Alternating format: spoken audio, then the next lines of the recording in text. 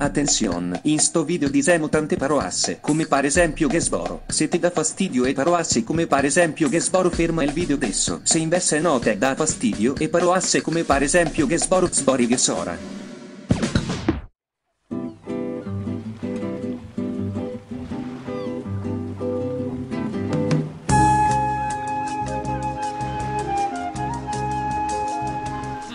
Che sboro.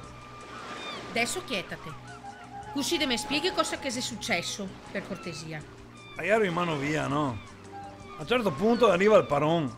E qua e là, e su e zo, che sboro. Sì, ma mi non ho capito un casson. E ora, le venivati che attaccano a rompere i coglioni. Cioè, ogni giorno c'è sempre la solita storia. Può andare anche figa a sumare. Ho mai visto una roba del genere nel mio posto di lavoro. Ma guarda, a me diritti. Non ho capito. Cioè, io arrivo là ogni giorno e mi spacca i coglioni con le solite storie che sboro.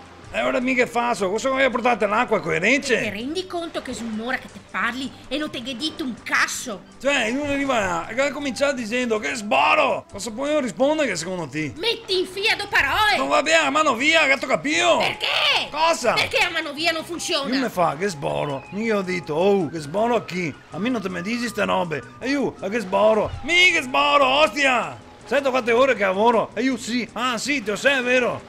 No, così non si può andare avanti, va bene? Se anni che di quello che ti dici non si capisce una merda! Meno che ne posso più! Che sboro! Hai capito? Gatto capio! E mica dito, che sboro! Beh, al manco!